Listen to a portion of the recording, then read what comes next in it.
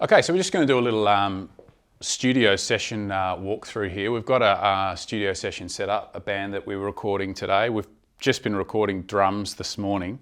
The band's gone on a lunch break. Going to come back and do some guitars in the afternoon. So I'll just run you through how we sort of run our sessions here. Kit's obviously mic'd up, close mic'd in this half of the room, carpeted. The back half of the room, we roll that carpet up and we put some room mics there and it sounds awesome. So I like to have my kit in the long half of the room so that I get a good amount of distance between the room mics and the kit. Sometimes we'll do it the other way if we want to get some sort of stereo field with our room mics, but more often than not, I'll have my room mics set up in a Blumline pair towards the other half of the room there. The room itself is obviously a great drum room. It's got huge height. It's about 5.5 meters at its highest point. So yeah, you do get a good sound in here. We use the gobos and place them wherever there's any reflections, depending on where the kit's set up.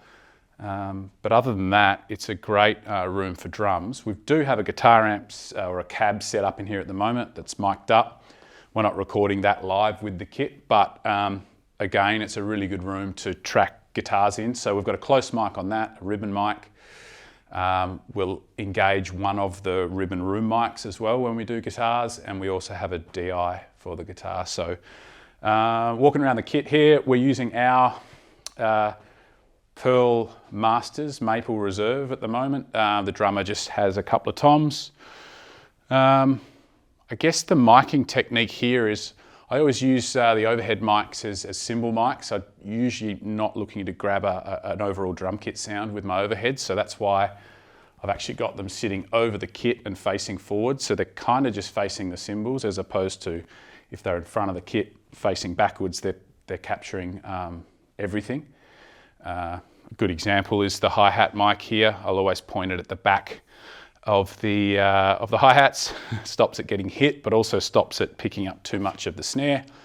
And because this is a loud thing and this is a bright thing, it doesn't need to be pointing directly at the center of the cymbal. Bayer 201 on the snare, 57 underneath. For this particular project, it's a rock project, so just going with the MD 421s on the toms, which are very, very standard.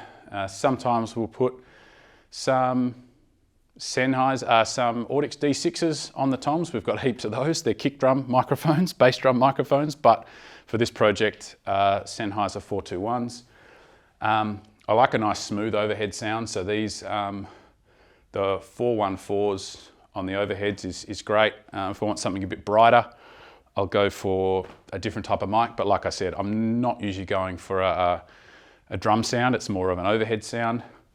Running a homemade sub kick on the outside of the kick drum, a D6 on the port, and we've got a Sennheiser boundary mic on the inside. The Blumline room mics are just a pair of Rode NTRs, which they're fantastic. They're an active ribbon. So these are kind of the best of both worlds. They've got that smooth ribbon sound, but also the, almost a condenser sound to them as well. And they're obviously figure 8. So let's head in here. That's the magic of the drums in this room. If we head into the isolation room, don't record a lot of drums in this room, but we could if we wanted to. It's a really nice big booth. We've got our spare snares there. Keyboards and synths are all set up here. They're all hooked up, ready to go. So if we need to record any of them, it's just a matter of arming a channel and away we go. Also, it's obviously our vocal booth as well. Not doing vocals at the moment, but we will maybe this afternoon or tomorrow.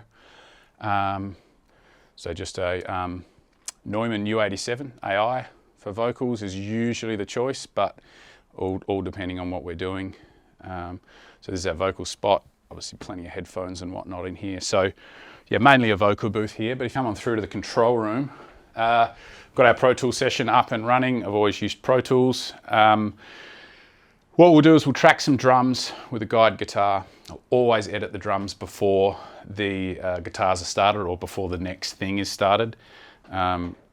Drums are musical, click tracks are not, so it doesn't matter if you've got a click track blaring. If the drums are slightly out of time, whoever's tracking next will tend to always gravitate towards playing to the drums.